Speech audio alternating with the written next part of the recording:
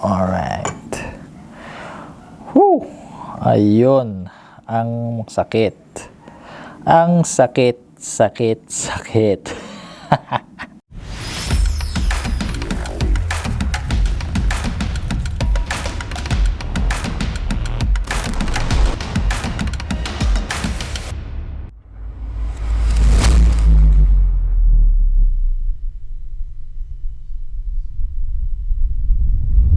Hello guys! Wheels here and welcome to Wheels Trips. Ang gagawin naman natin ay ang torque drive netong Mio Sporty and bumili na rin ako ng parts na ipapalit natin. And ang susubukan naman natin ngayon ay ang Sun Racing Spirit clutch bell para sa ating Mio Sporty.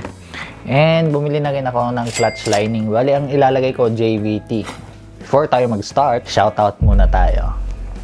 Shoutout kay Sir Mark Gerald Tano, Koya Iyowe, Sir Jukmol 150, Sir Jason Casabuena, Alvin Albani, na kapwa nating aspiring motovlogger, Sir Amabel Ricafort. And kung bago pa lang kayo sa ating channel guys, kung interesado kayo sa reviews, tutorials, and motovlogs, consider subscribing to our channel. Pindutin nyo lang ang subscribe button dyan sa baba and ang kanyang bell notification icon para mauna kayo sa mga new videos natin. Simulan na natin ang pagbaklas ng ating torque drive. So step by step natin itong babaklasin and ikakabit din natin itong mga bagong parts na ating binili. And let's go. Alright guys, so yan, nandito na tayo sa panggilid natin. Then binuksan ko na siya. And kita nyo naman, ito pa yung RS8 drive face and pulley na nilagay natin. Yung aking last video, kung hindi nyo pa napanood yung video na yon, dyan, yan. Panoorin nyo na lang yung video na yan after ng video na ito. Alright, una guys, tanggalin muna natin yung rubber O-ring. Then, kailangan natin ng ating Y-tool para matanggal na natin yung 24mm na nut para mabaklas natin yung ating clutch bell.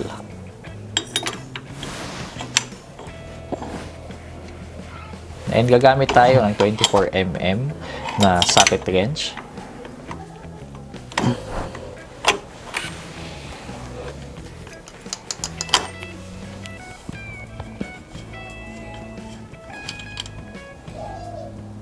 So yan guys, baklasin na natin yung ating clutch bell. Alright. Whew! Ayun. Ang sakit. Ang sakit, sakit, sakit. Yan guys. So, paano nangyari to na ganito? Yan, nangyari yan dahil tingnan natin ang ating clutch lining. Ayan guys, bakal. Bakal. Ayan. So bakal na siya guys. Ayan. Ubos na yung pad. So yan nga, naging careless ako. Naamin ko. Magsusorry na ako sa inyo guys. Ako'y naging careless. Pero dahil dyan, meron tayong content ngayon. Alright. O yan, kaya ugaliin mag-check ng iyong lining. So mag-check kayo ng iyong clutch lining once in a while para hindi mangyari ito sa inyo guys. And gumamit din ng quality na lining. Ito kasing lining na binili ko noon, mumurahin yan guys, hindi ko nasasabihin yung brand. Para matanggal natin to, kasi hihilain niya ng belt, hindi na matatanggal. Ayan. So ipitin natin to guys. Ipitin natin. Ayan, para pumasok yung belt, para lumuwag, para mahila natin siya. So, yan guys. Okay, so ito.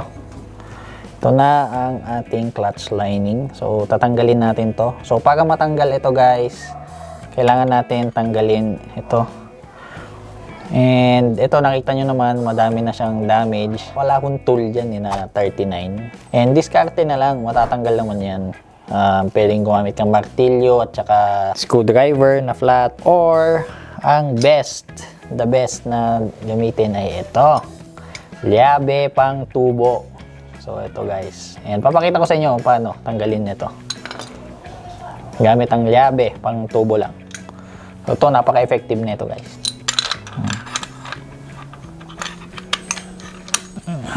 Tapos balutin mo, hawakan mo mabuti Malutin mo ng any na tela guys. Hampas mo siya sa semento.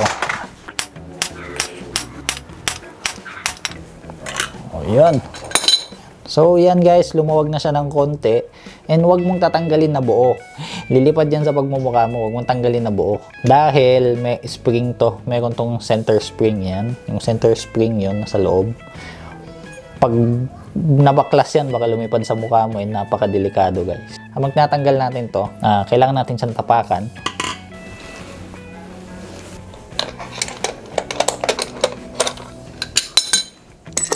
Ayan guys, hawakan nyo lang siya.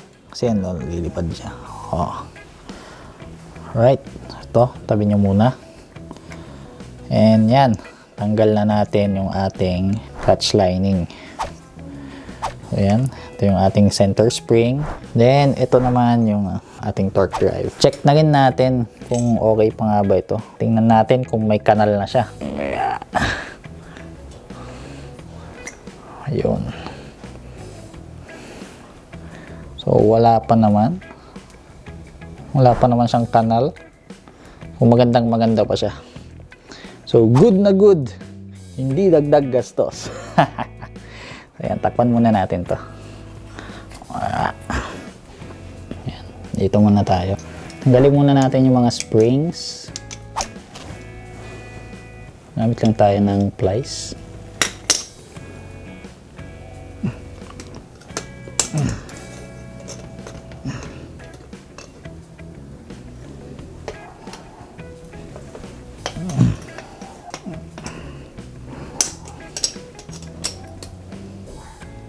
Then next naman, ito mga lock. Tanggalin natin.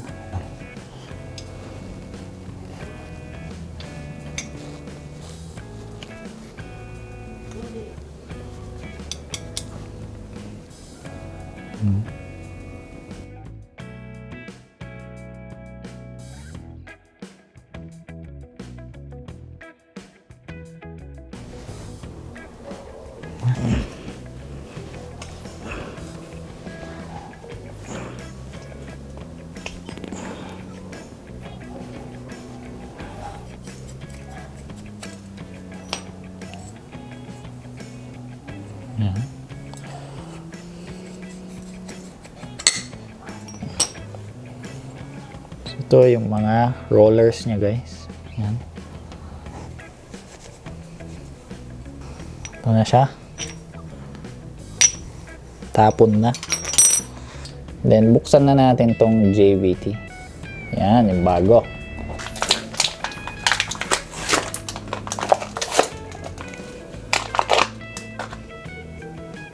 Ang kapal din guys. Oh.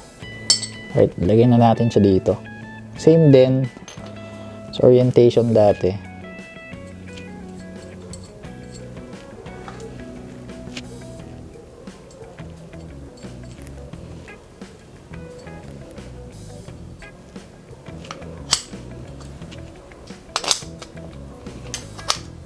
Alright.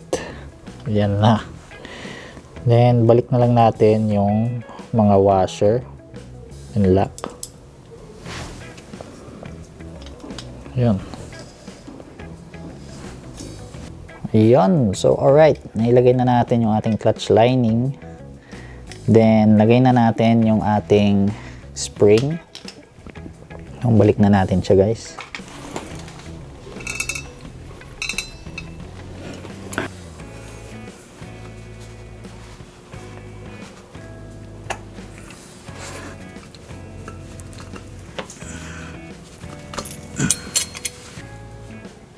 Tapos na natin tong clutch lining.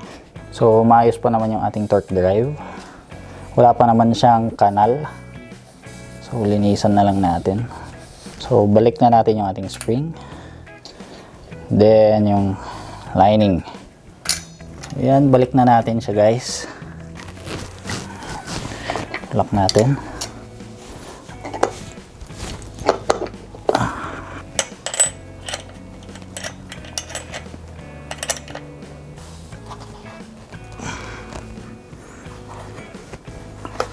Alright.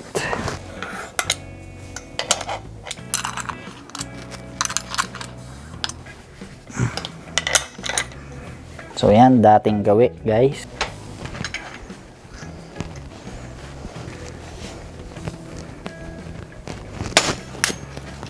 Dapat flat na flat siya. So higpitan pa natin kung masyadong flat guys.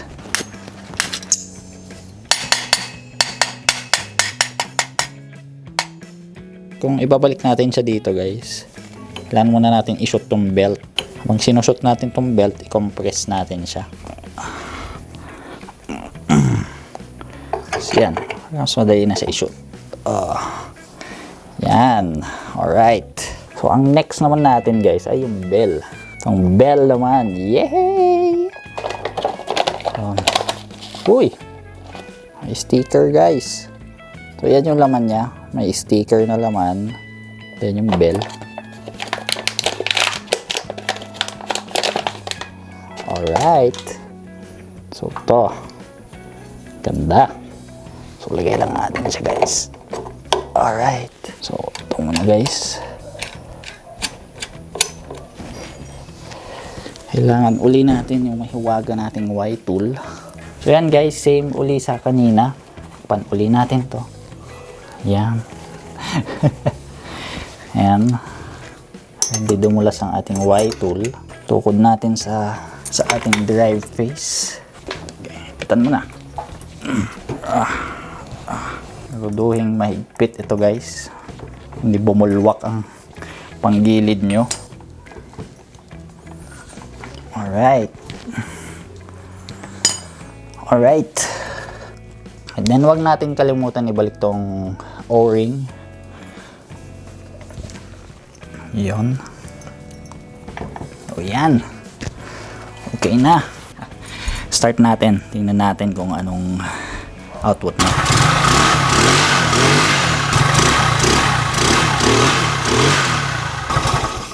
Alright. So yun guys. Okay na okay. Testing natin bukas habang tayo ipapasok na opisina. Then tingnan natin ang kanyang performance kung maganda na uli, kung rock-rockan na uli guys. Hello guys. Eto na naman tayo. Eto na, testing na natin ang ating clutch lining and bell. Rock and roll na ba ngayon? Woo! Oh puta, sinalubong tayo. Initial pa lang, talagang kumakagat na yung ating lining. Ayun, diba? And wala nang dragging. So okay na okay.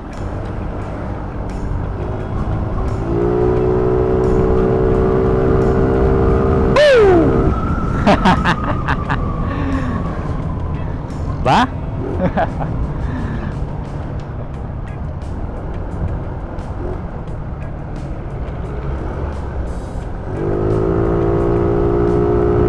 Power.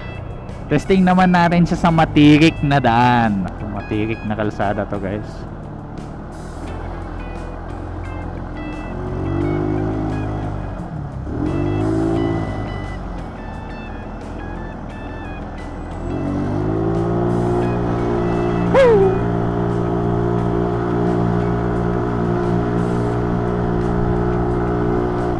Diba?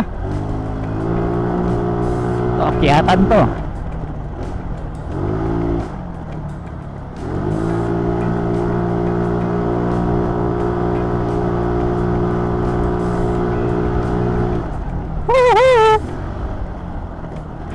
Sarap.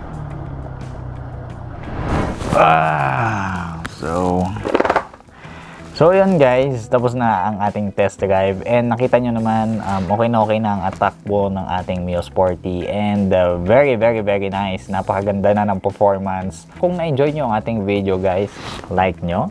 And kung hindi pa kayo nag-subscribe sa ating channel, pindutin nyo na lang ang subscribe button dyan or sa baba at ang kanyang bell notification icon para mauna kayo sa mga new videos natin. So yun guys, maraming salamat and ride safe sa inyong lahat. Kung anong trip mong gawin mo. Basta hindi masamang trip yan. Bye!